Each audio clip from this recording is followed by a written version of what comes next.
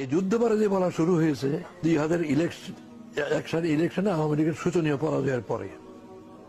শেখ মুজিব এই দেশে কোনো লোককে যুদ্ধপরাজয় বলেন নাই। তার তালিকায় পাকিস্তান আর্মির লোক ছাড়া কোন সিভিল লোক যুদ্ধপরাজয় তালিকায় 195 জনের কেউ সিভিল লোক ছিল না।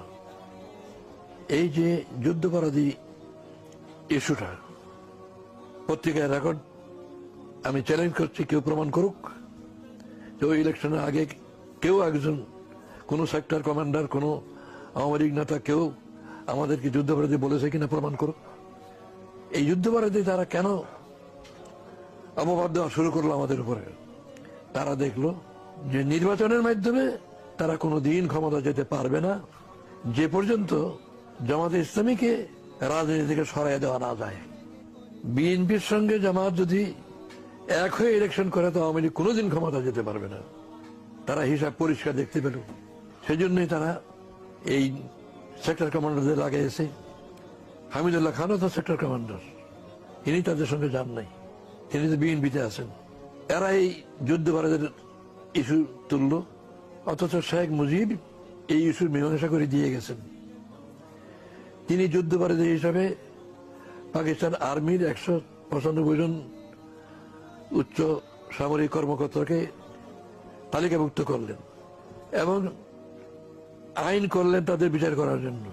সে আইনে আমাদের বিচার করার চেষ্টা হচ্ছে। তাদেরকে তিনি ক্ষমা করে দিলেন। পাকিস্তানের সঙ্গে সিমলা চুক্তি হলো, এই চুক্তিতে তাদেরকে সবাইকে মুক্তি দিয়ে দিল। তারা তো ভারতে আটক ছিল, তাদেরকে পাকিস্তানে চলে যেতে দিল, তাদেরকে ক্ষমা করে দিল। শেখ মুজিব বলল যে বাঙালি জানে কিভাবে ক্ষমা করতে হয়। শেখ মুজিব এই দেশে কোনো লোককে যুদ্ধপরাধী বলেন নাই। তার তালিকায় পাকিস্তান আর্মির লোক ছাড়া কোন সিভিল লোক যুদ্ধপরাধী তালিকায় 195 জনের কেউ সিভিল লোক ছিল না। যারা পাকিস্তানকে সমর্থন করত, পাকিস্তান থেকে এই দেশকে আলাদা করার পক্ষে যারা ছিল না, তাদেরকে শেখ মুজিব বলতেন কোলাবোরেটর।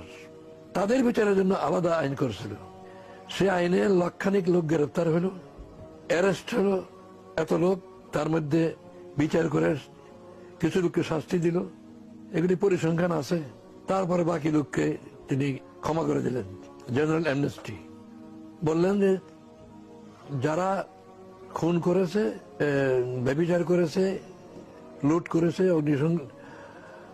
অগ্নিসংযোগ করেছে, এদের ছাড়া বাকি সবাই মাফ। তো এদেরকে বিচার করার জন্য কোনো সাক্ষী প্রমাণ জোগাড় করতে না পেরে মাফ করে দিল।